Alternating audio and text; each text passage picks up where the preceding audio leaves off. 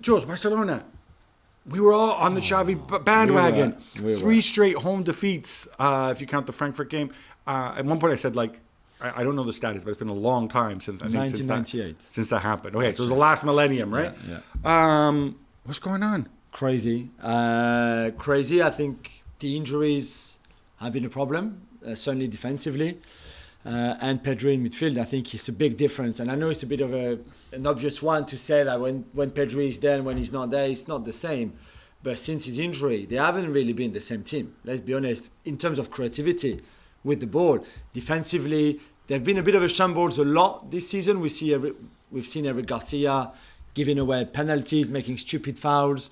And with Araujo, playing a right back, for example, at times, with I think the many changes that he's made defensively, apart from Jordi Alba really and Ter Stegen, the only two who've kept the same position all the time. I think the changes and the tweaks all the time haven't helped them defensively.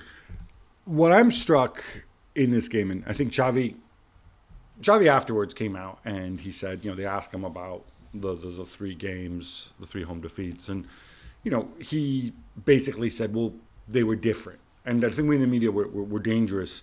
We fall into this trap where we kind of lump a defeat as a defeat. No, they were different. Right? Of course, Frankfurt was a very different type of game than this one, and they did have their chances.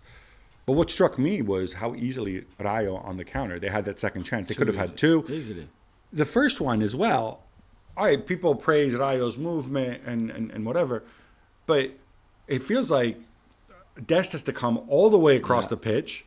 And I don't think, surely, I know it's Dest's responsibility, but equally, it can't all be down to him. He doesn't expect the ball to come through with the ease that it did. Completely. You're right. I think he's partly to blame because he's late, to be fair, and he should have seen him coming and maybe anticipated a little bit more. But you're right. It's far too easy. They're all over the place. But I think for most of the game, when Rayo was on the attack, which was not often, to be fair, but I thought defensively they were all over the place.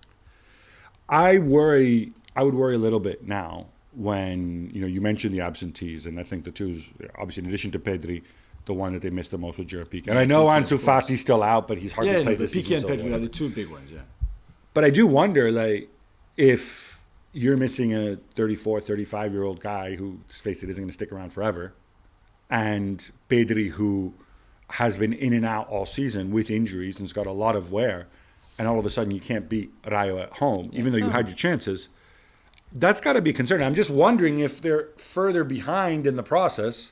I've had people come and tell me, because remember we said this on the show, I said, how can you say Real Madrid have a brighter future than Barcelona? And I'm like, well, I think now we see why. I think a lot of these guys, I'm not sure are necessarily going to be part of the future of the club. And I think there's a lot more work to do there. There's obviously great starting points. There's people you can build around. Gavi maybe will make the grade. It certainly looks like he will. And but equally, it's like a reminder that, guys, let's put the Holland talk to one side. Let's focus on finishing top 4 because that is a concern right now. They're playing Betis. It's not the next opponent. It's the one after that. Betis are 6 points behind them, but you lose that one away. And suddenly it's 3 points, and then suddenly you've got no real margin of error, unless Atletico and Sevilla also screw up. I'm more worried about the Cadiz defeat. Dembele was the only one creating. There are chances they probably didn't deserve to lose that one. I thought against Rayo, when Dembele didn't have a good day, really didn't have a good game, and Aubameyang was completely out of the game. I think he had 17 touches. He made 6 passes. It's slowed to a crawl. No shot on target, nothing.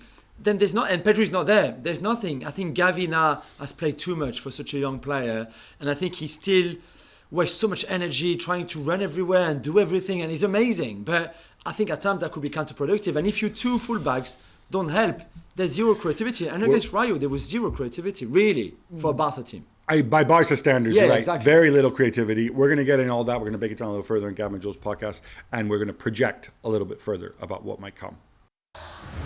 Thanks so much for watching ESPN on YouTube. And for more sports highlights and analysis, be sure to download the ESPN app. And for premium content and live streaming, subscribe to ESPN Plus.